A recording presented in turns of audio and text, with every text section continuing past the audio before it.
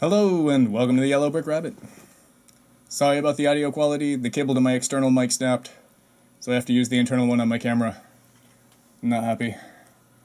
I know there are a plethora of videos on this topic already, and it's basically overkill at this point, but it seems like every day this issue gets crazier and crazier, and I feel like the insane tweet war started so early that the focus on making the case for just how bad of a movie The Last Jedi was never really got started, or the rest of the Disney Star Wars movies for that matter. People tried to start off by bringing up a few problems like Luke's character, and before the first arguments could be made, the defense squad was hurling abuse and declaring that people weren't allowed to review the movie unless they agree to say that it's perfect. And it's not.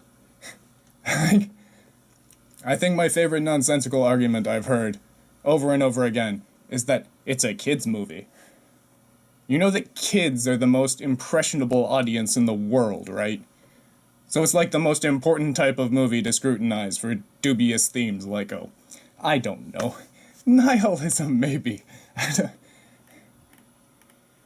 To every self-proclaimed Star Wars fan that has ever suggested that people are upset that Rey is a woman, that very sentence tells every real Star Wars fan that you are not. Because a lot of us wanted Jaina Solo to be the main character of this trilogy.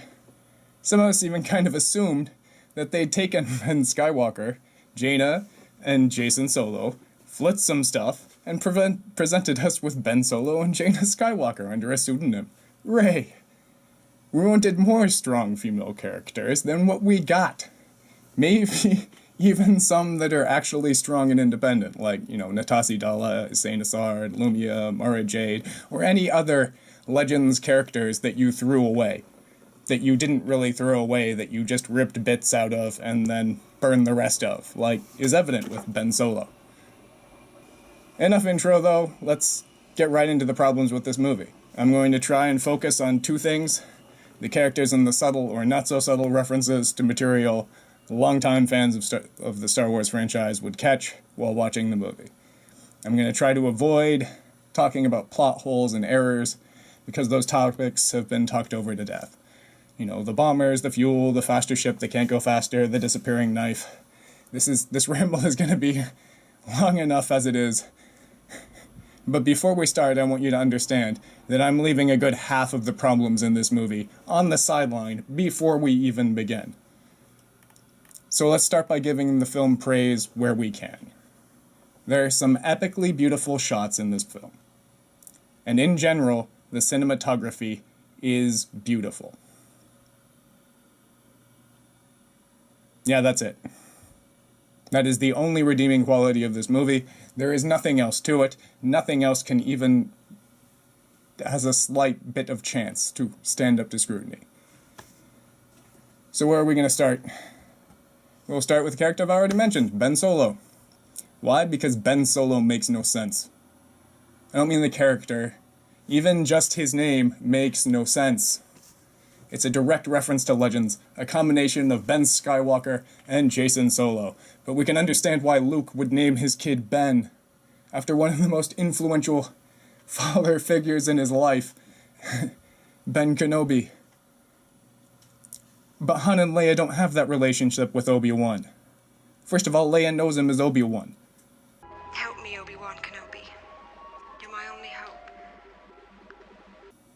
Oh, but wait, you say. When Luke rescues her from her cell, he says, You're who? I'm here to rescue you. I've got your R2 unit. I'm here with Ben Kenobi. Ben Kenobi, where is he? Come on.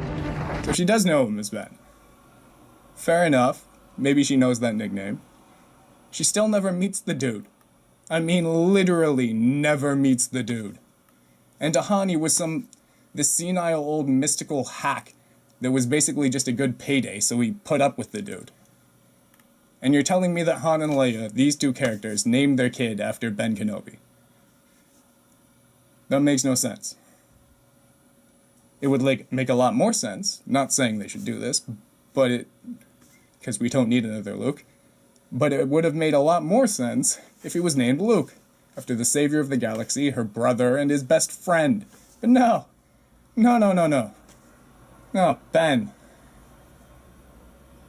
Like I said, I didn't want him to be named Luke, but at least it would have made a lot more sense than Ben. So beyond that, let's look at Ben's character. So what do we have? we have a whiny, angsty teen. That's your replacement for Darth Vader. You want us to be afraid of cringy little teen Vader throwing a tantrum by beating up a wall. This is the symbol of fear in your galaxy. Congratulations. You may be sitting there going, oh, well, it's okay, you know, it's not that. So this character isn't so strong, and yes, all of these things are like that. But when you actually go through the list, and you go, yeah, well, they're not so strong for every single character, you ask yourself, so what is this movie? Kylo rides off the first scene we see him in, and that one display of power is supposed to coast him through the rest of the film, or the franchise, for that matter, so far. But as soon as he takes his mask off, his character is undermined. Not only is he more human to the audience, but from that moment he removes his masks, we get 2 and only 2 expressions from this character. Wounded puppy and angry ravenous chihuahua. So let's move on, or this ramble will never end. On to Finn. I'm sorry, did I say Finn? I mean FN2187, because his name isn't Finn. That's just a nickname that he gets early on in the movie. What is his name? He has a name. He has a family that he was ripped from. That's a heart-wrenching story, and there is none of it in the movie. And then he isn't even a good guy. You ask yourself, who is this main character of ours? Well, he's a traitorous, cowardly, lying quitter. And then in 8, we can add gambling, bumbling idiot and menace to society to the list. Oh, congratulations, you just made a complete stereotype of your character. That doesn't look too good, guys. What's that? What? He's a janitor? He's a janitor. That's fantastic.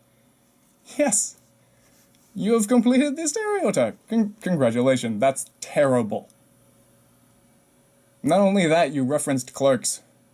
You put more thought and care into referencing Clerks than the actual source material for your movie. Now the problem is, I didn't believe he was a janitor. At least after 7, I didn't believe he was a janitor. I assumed he was lying, because he had been shown to be a manipulative, lying, cowardly guy. Especially since in the first scene that we see him on, he's on a clandestine mission with one of the leaders of the First Order looking for a critical piece of information that the entire movie rests on. So you're telling me that you sent a janitor on this mission? Yeah, that doesn't make sense. So I thought he was lying. I figured he was a special agent or an assassin or something. He doesn't want to tell them, because that would look stupidly suspicious, and you know he's probably responsible for killing people that they know. You don't have to do that. But the idea that he's actually a janitor is just ridiculous.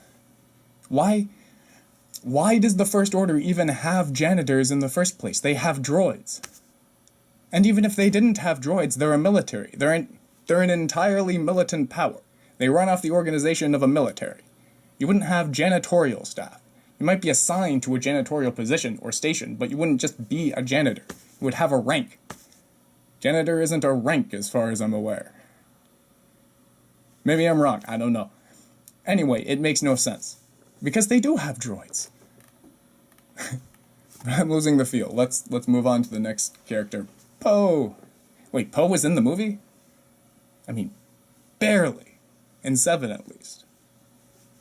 In 8, he's just really not necessary in the movie. He's just used to build up tension, and the only reason there's tension is because the superior officer is self-absorbed.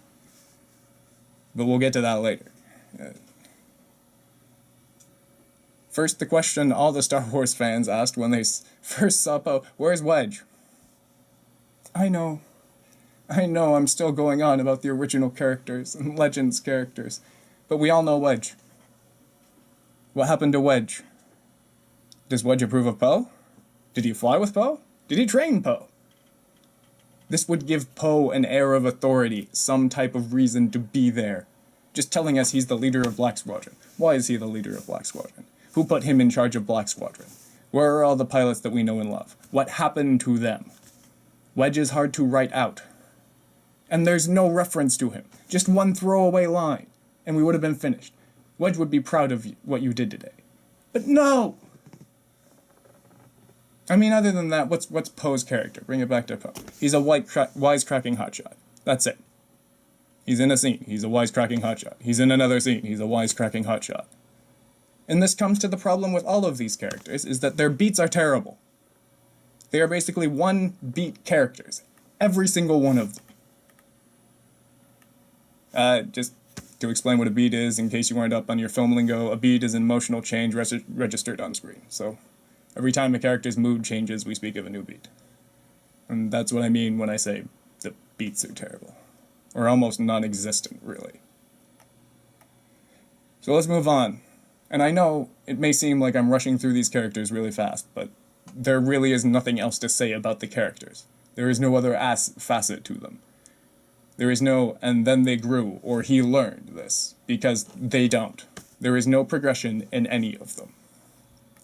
So let's talk about Phasma. Because Phasma could just be a droid. I mean, just watch the movie and think of Phasma as a droid instead of a person in armor. Yeah, she's that monotone. And I like the actress who plays her, so I know it isn't the actors and the actresses in its entirety. It's the direction. And that's terrible, because you're just stifling all the creativity on the floor. And it's what a director is supposed to not do. It is the opposite of what a director is supposed to be doing. A director should be using the skills they have gathered and cultivated as a team to get the movie that they can, instead of trying to force all the creative people you have brought together to do what you want. It's the difference between propaganda and art. That's it for part 1, people. Please join for part 2 if you'd like to continue hearing what I have to say about the Disney Star Wars movies, and join me next time we go down the rabbit hole.